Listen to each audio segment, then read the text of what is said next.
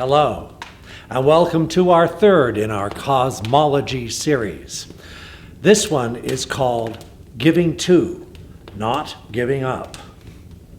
Now, there is this word, sacrifice, that you will hear a lot in ADF and anywhere where you do any studies of the ancient world. Now, this word, sacrifice, has become quite negative. Think of talking about soldiers in battle making the ultimate sacrifice. But it could even be as simple as, say, he sacrificed his career to stay home and take care of the children. Or to save enough money for Christmas presents, she gave up her night out with the girls. In any case, the word sacrifice nowadays pretty much means giving up something, right? But this giving up stuff hasn't been around all that long. The oldest reference I could find was 1706, and that meant surrender, give up, and suffer to be lost. But that's not the way the ancients saw it at all. Now, let's look at the etymology, the meaning of the word and where it comes from and what its roots are and all the rest of that. I love that stuff. But you can learn a lot from doing etymology. Now, if you'll remember from an earlier video, I said that the Proto-Indo-European root word sek meant to cut away, or to cut away from ordinary reality. Remember that? Well, sek fits into sacrifice as well, because sek was the basis for the word sacred. Now, the word sacrifice comes from two Latin words. One is sacer, which means sacred, and the other is facere, to make or to do.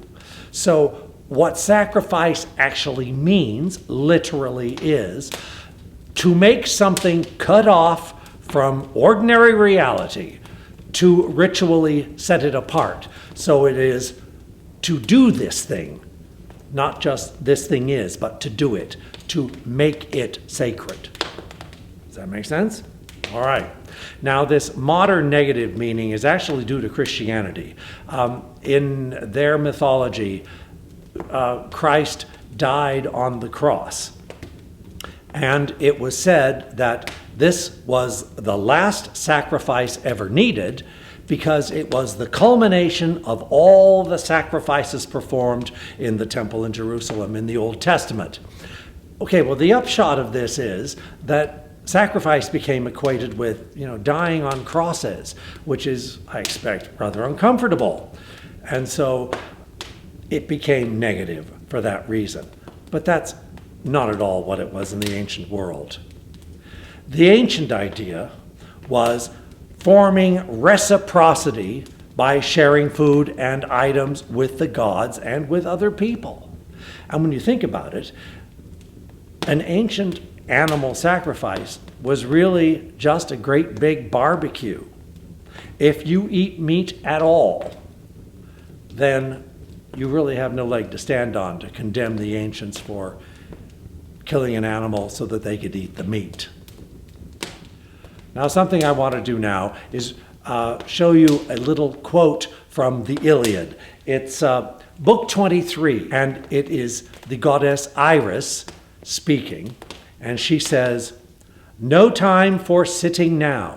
No, I must return to the ocean's running stream, the Ethiopians' land. They are making a splendid sacrifice to the gods, and I must not miss my share of the sacred feast." So here you can see that the goddess Iris didn't want to miss out because she got to eat. She got to have some of this great offering that was going to be made. Okay, so ancient sacrifice was part of the reciprocal relationship between people and the gods, as well as between people. There is a Latin ritual phrase, doat des, which means I give so that you may give, which really works here. Now notice I said may give, not must give or shall give or will give. We give so that others might give back to us. And it's not a transaction. It's not going to the store and buying something, okay? This is the way friendship is put together. You see, in a real reciprocal relationship, we all help each other. And that leads to community. And community allows us all to work together to support and help each other. There's a famous line that Benjamin Franklin said back when they were signing the Declaration of Independence, and that was, "Gentlemen, we must all hang together, or most assuredly, we will all hang separately." Yes, no man is an island. And you have to remember that the gods have agency. They have the ability to act and use their own will. And we pagans know that there is no all-powerful God because they have to submit to the laws of physics. The gods are part of this world. They are here with us, and so they are subject to the same laws that we're subject to. And something which sort of points this out is the problem of evil. When you look at the Abrahamic religions, their God is all-powerful, he's all good, and he's always around. Okay? Well, what happened in the Holocaust when God's chosen people, the Jews, were hauled off to concentration camps by the millions? Where was their God then? You see, the ancients knew that sometimes bad stuff happened to good people, and nothing could be done about it. So it was important to stay on the good side of the gods, because maybe they could help out. Now, the gods have more power than we do, but they can only help us within limits, like the laws of physics require. They can nudge things. They can help things happen, but they aren't like this so-called God who lives outside of the universe and is so all-powerful because of the problem of evil. The gods and the spirits are of this world. They're not outside of it. And if the gods help us, it's because of the laws of reciprocity. Okay, let's take a second. And what do we know about gods from all the ancient lores and texts? Well, the gods are undying. Now, Balder notwithstanding, you've got to remember that most of these tales in the north of Europe, Norse, Celtic, were written by Christians. And although they wanted to preserve the lore and the stories, they didn't want to offend the new religion or their idea of what the religion was. And so as a result, they turned all the gods and spirits, not all the time, but most of the time, turned the gods and spirits into people, nobles or kings or something like that. And this Christian influence colors what we've got. Okay, another thing about the gods, they were ever young. Now, in the Norse tradition, they had to eat the apples of Iduna to stay young, and if somebody stole those apples away from them, they were in a lot of trouble. But in general, everywhere, the gods are ever young. You don't hear about a god getting old. If their god is a cosmic type of god, like, the moon or the sun, then they had untiring stamina. They could just keep going and going and going, like the Energizer Bunny. And some gods never sleep. There are 3 Vedic gods that are very much like this, Ahriman, Varuna, and Mitra. But even in the Greeks, in one Greek play, Zeus is described as having the eye of Zeus does not sleep. And maybe even Odin, who has a seat on Yggdrasil, and he can see all the worlds at the same time, which implies that he keeps an eye on things. So who knows? Does Odin sleep?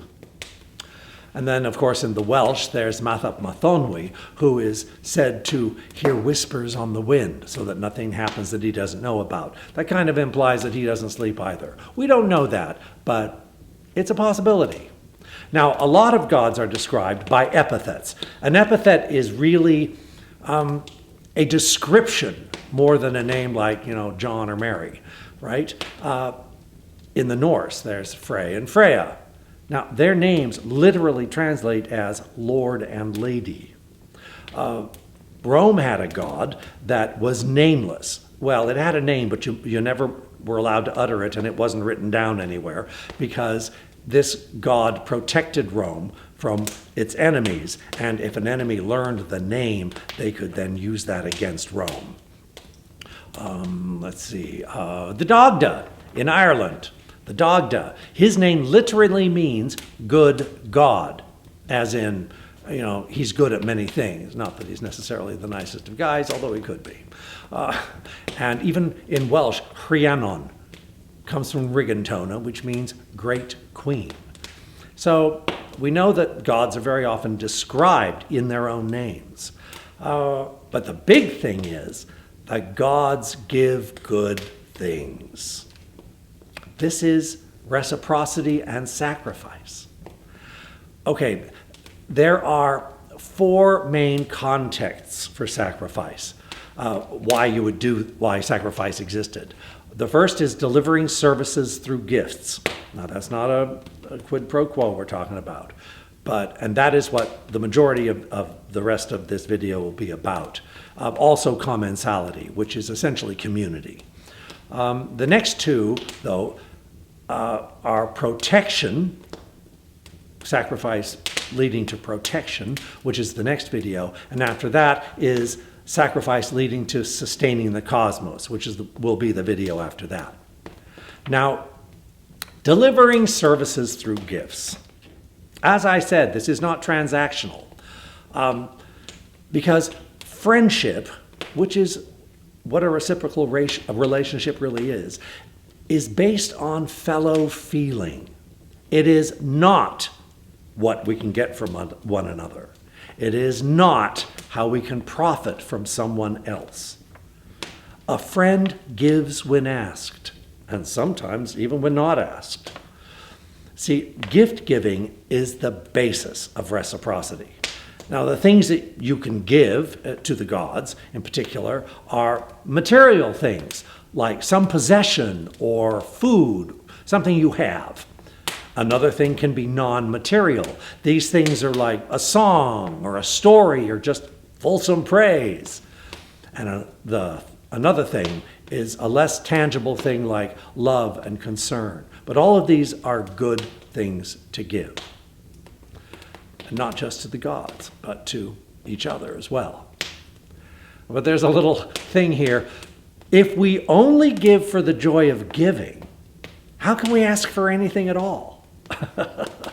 Okay, we don't ask for something back every time we give something first, okay? Because that's transactional. We share our lives with our friends, and they share their lives with us, unasked. Now, should we actually need something, the chances are really good that we will get what we need, assuming we ask. But again, there are no guarantees. I want to quote another bit from the Poetic Edda. It's from the Lay of Hyndla, and it's the little section where Freya agrees to help Otar.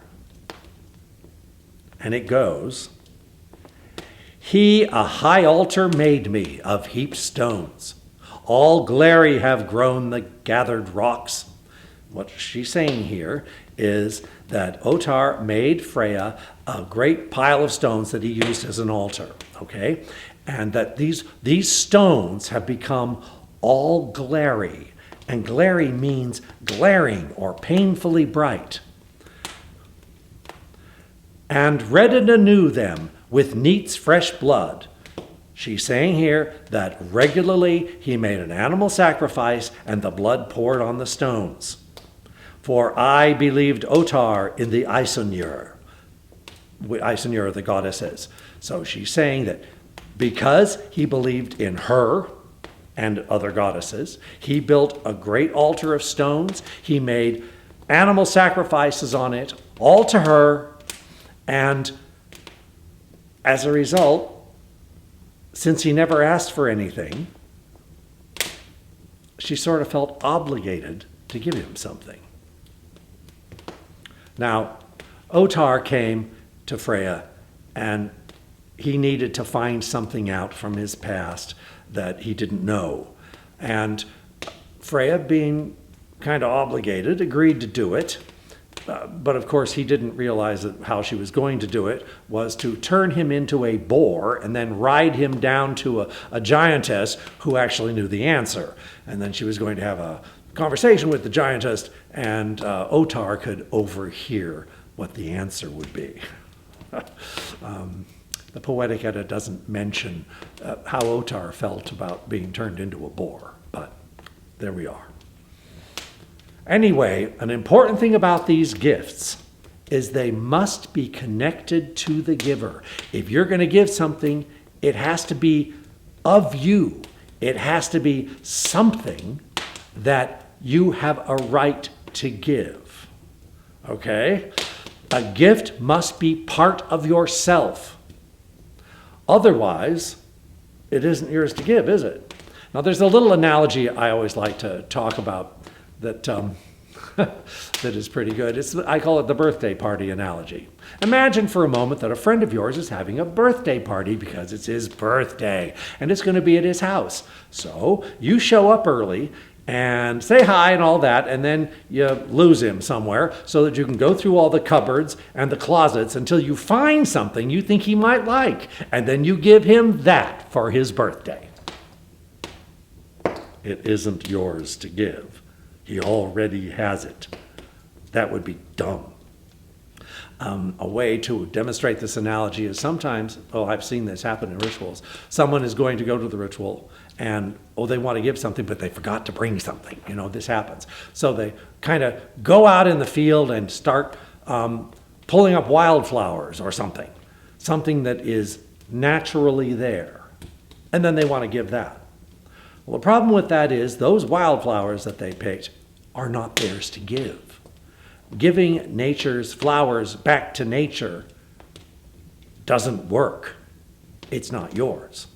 Now, if you grew these flowers, even the wild ones, if you went out and you cultivated them and you fertilized them and you mulched them nicely and watered them so that they really grew well and strong, you have now altered those flowers. You have made them of you. And as a result, they would be appropriate to give. This gift must be connected to the giver. Now, if you look at this, that the gift being connected to the giver, then the very best gift you could probably give to the gods is yourself. Well, the problem with that is, of course, that if you gave yourself, then you wouldn't be around to partake of any blessing that you might get. And so I want to read you a little something also by Livy, describing a Roman named Decius Mus. He was living at a time when Rome wasn't all that secure, early in the BCs, and he saw that Rome was having a battle. Rome had been sacked once by the Gauls already, and now there was a combined force of the Gauls and the Samnites, an Italian tribe, who were out there, and Rome was very fearful that these guys would come in and sack the city of Rome. And Decius Mus decided that he was going to do something about that. And so, before this great battle, he put on ritual clothing, and then he went to the priests. And as Livy says in his History of Rome, book 10, verse 28, Decius Mus declared, "Now I will offer the legions of the enemy together with myself as a sacrifice to Tellus and the Diamanes." What he's saying is that he is going to offer himself as well as the enemy to the infernal gods of the underworld and to the Furies, as it were. Now Livy goes on. After the usual prayers had been recited, he uttered the following curse: I carry before me terror and rout and carnage and blood and the wrath of the gods, those above and those below. So he's calling upon the gods up in the heavens, on Olympus, and he's also calling to the gods of the underworld and the gods of the dead. I will infect the standards, the armor, the weapons of the enemy with dire and manifold death. So what he's saying here, he's not only cursing his enemies, he's cursing their weapons and their banners and all of their stuff, so that all of it will be destroyed. Then he says, the place of my destruction shall also witness that of the Gauls and Samnites. And so here he's saying that when he dies, they'll all die as well. Well, what Decius did is he rode unarmed into the center of the worst of the battle, into the center of the Gaulish line, and was almost immediately killed. But the Romans won the battle. Of course, as I said before, the only problem with giving yourself, which is the best thing you can possibly give, is that you won't be around to get the blessings. So the ancients came up with a way around this. It's called substitution. What they decided you could do is you would offer something, if you couldn't offer yourself, you would offer something as close as possible to yourself. And in the early days, these good things that are closest to you would be family members or slaves or prisoners of war. And in the case of a scapegoat, it would be a volunteer, possibly. Well, this is human sacrifice, and they got over that really pretty early on, because it's really bad for society, and people get all upset when you go kill Aunt Clara, just for the gods, and it really wasn't a good thing. So they said, okay, what's next that we could offer besides other people? And what they came up with was things like domestic animals, especially some that were good to eat. Now this brings us to sacrifice through killing. Now, when you're going to kill an animal to eat them, why would you do that? Well, for the gods, your offering should attract their attention, delighting them, and maybe they reward us. Okay? So there's another little thing from the Rig Veda that I also want to show you. And it goes, for you alone are these ample beakers, milked by stones and resting in cups, the draughts of Indra. Attain them, satisfy your desire for them, and then put your mind to giving goods. Now, they're not saying that because we're giving you this stuff, you've got to give us what we want. No, they're not saying that at all. They're saying, hey, look, we're giving you this wonderful soma that has been pressed by stones and which is in individual cups just for you. And it's the thing that Indra likes best. And so while you're drinking it, remember that we're still here, and maybe think about, you might want to give us something if you want. Okay. So the main benefit of an animal sacrifice was also in creating community. Okay, because what they would do is they would invite the gods to dinner, as it were. They'd kill the animal, they'd cook it, they'd give part to the gods, and then the rest of it they'd share and have a great big barbecue with everybody. And something people really like to do is to get together and eat together, right?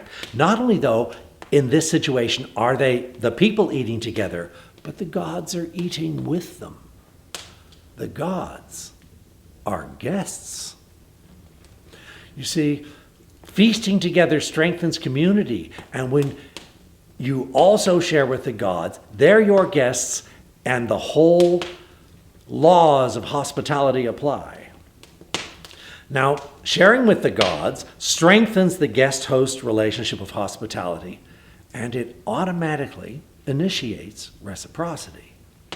Now, killing animals and having a great barbecue and sharing your food with the gods wasn't the only way that people did sacrifice. Oh, not by a long shot. It was rather expensive to do. It could be anything of value, but the gift not only must be of you, but it must also be dedicated to the gods and spirits. And to make it valid, the gift has to go out of human use. It's not a case of offering a steak to the gods and saying, "Isn't this great? I'm giving you this," and then taking it back and eating it yourself. That doesn't work. That is not giving the gift. There's a bunch of interesting examples of archaeologists finding some of these gifts that have been given in the past. In northern Wales, there's a lake called Llyn Cerrig Bach. Now, this lake is at the end of a Royal Air Force runway. And during the Second World War, they needed to lengthen the runway because planes were getting bigger or heavier or whatever, but it wasn't long enough. So the trouble is the lake's in the way, and the other end wasn't appropriate. So what they had to do was dredge all the soft, gooey stuff out of the bottom of the lake, and then they could, throw in rocks and dirt and stuff to make the runway longer. The thing is, when they dredged this lake, they found 138 ancient objects that had been thrown in. Things like swords, often broken, because when you break the sword, you are killing it. They found pommels, they found spears, they found shield bosses, they found chariot parts, they found currency bars, and they even found a bronze trumpet.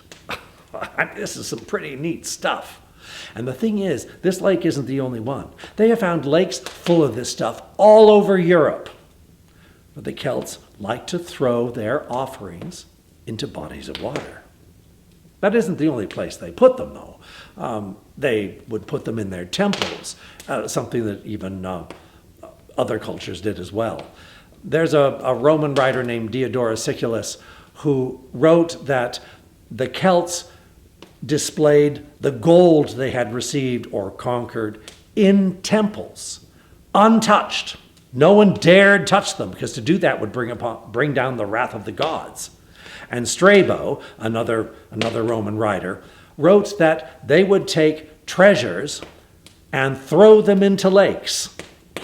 No, it was great. It was nice and safe, I suppose, except when the Romans conquered the area, they didn't believe in the Celtic gods. They didn't care. So they would auction off the lakes to wealthy people who then could dredge the lakes and get all the good loot. So you can't win them all.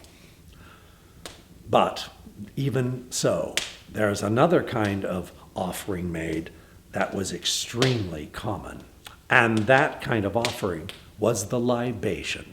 A libation is where you've got a cup or something full of a drink, perhaps, or sometimes oil or sometimes honey for different uses, and you pour this on the ground. That's what a libation is. And it's one of the most common forms of sacrifice. Now, in ancient Greece, a libation was the absolute minimum that you needed to make a supplication, to ask for something, right? Now, the Greek words, I won't go into that, but the Greek words actually meant, for libation, actually meant to pour an offering. And it also meant to make a pact. So we see some reciprocity thing going on here. Libations could be poured to the earth. They could be poured to the dead, because, the dead are always thirsty. And you would do a small libation. It shows up in the Iliad very well. You could make a small libation for protection. In the Iliad, after Achilles has killed Hector, Hector's father, the king of Troy, Priam, makes a libation to Zeus to pray that he would be able to retrieve his son's body. Now, elsewhere, a little later, or actually before that, Achilles makes a small libation to ask the gods for the protection for Patroclus, who had donned Achilles' armor and was going to go out and make everybody think that Achilles was there. Okay? It didn't work for Achilles. It did work for Priam. But large libations could also be made, and that was usually for a very important reason or for an important hope. And I have a story to tell. Doesn't always work, but there's a festival back east called Starwood, and all kinds, hundreds and hundreds of people would show up to this thing, and it was a music festival, and there was a lot of pagan stuff, but there would always be this opening rite. And because all kinds of people were there, it would be a mix of traditions, right? They'd cast a circle, they'd call quarters, and then, since the organizers were ADF, they would then make offerings to the ancestors, the spirits of the land, and the gods and goddesses. Well, this one year, I was asked to do the offering to the gods and goddesses. Well, the weather report was dire, absolutely dire. It was supposed to rain and storm all that coming weekend. And so I decided I'm going to do this right. And I took a full unopened bottle of Tullamore Dew whiskey, and I went to the rite, and I made my invocation to the gods, and I poured the entire bottle on the ground. You should have seen everybody's faces. They're all going, "Oh, what are you doing?" And I overheard someone say to somebody else, "Well, that's those druids for you. They're always doing stuff like this." Yes, well, it didn't work, but that's a use for a libation. Now, the offerings for a libation could be alcohol. Wine was very common. Beer was very common. But it could also be oil or honey. Now, why oil? Well, it's in Greece and in other places. There were special stones. Maybe they'd be by a crossroads or maybe in some sacred place. And passers-by would make offerings of oil to this stone. And these stones would glisten in the light. Perhaps the reason for this was they were upholding and sustaining the cosmos. That's a possibility. Hard to say, but they might have been. We know in the Baltics, offerings were made to Zemanele, who's the goddess of the earth. Now, there's another kind of offering we have to talk about, and these are votive offerings. Now, a votive offering is an offering that is made in the result of a vow. It's an if-then kind of offering. Sort of like, if, O gods, you do this for me, then I will do this for you. So in this case, you're asking for it first, and if they come through, you're promising to do something for them. Does that make sense? Things that could be given are altars and shrines. I have a story here. When I built my very first stone circle in Tucson, Arizona, the Grove had never had more than like 8 people attend a high day. And this thing was gorgeous that I had built. And I really, really wanted people to come for the first ritual we were going to hold in it, which was Imbolc. So we had a rehearsal that day, and it was cloudy, and the clouds were not just there, they were thick and they were hanging low. And this is Tucson. It never rains in Tucson. But while we were rehearsing, it was spitting and spotting, sort of a misty rain coming down. And everybody else went in at the end of the rehearsal. And I stayed back. And I took whiskey and I offered it to the fire, to the god Tyrannus, the god of storms. And I said, "Great Lord, if you will make the weather good tonight so that people will come, then I'll build you an altar." Okay? Well, that night, it looked terrible. It looked like it was going to rain at any time. But we had about 25, 30 people show up. I was really happy about it. And so the ritual's going on, and we get to the section where we open the gates to the other worlds. We open the gates, and at that very moment, the sun slipped from behind the clouds in the west and promptly lit up the mountains in the east. A great rainbow appeared over the stone circle, and birds began to fly around the stone circle as well. I was stuck. You couldn't get a better omen than that. So I ended up building him a shrine, my very first one. And I built quite a few since. Well, other things that you could promise to give would be a big animal sacrifice once the crisis was passed and you succeeded in whatever that crisis was. Temples might be offered slaves or perhaps a herd of animals that they could keep and breed and make money on and use for sacrifices, etc. People would offer garments or perhaps even tracts of land to temples. But another thing would be objects made by hand. And you find lots of little objects offered to the gods. These things would end up going into a temple or shrine. If they were valuable, they'd probably end up in what the temples had called a treasury. If not, they might sit around on an altar for a while. That's what we do now.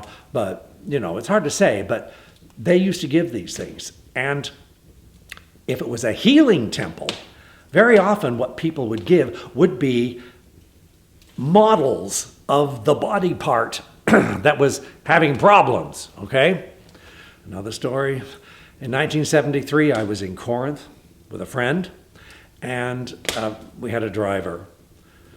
I was only 21, and Anyway, we had a driver, and this driver knew somebody at the museum in Corinth.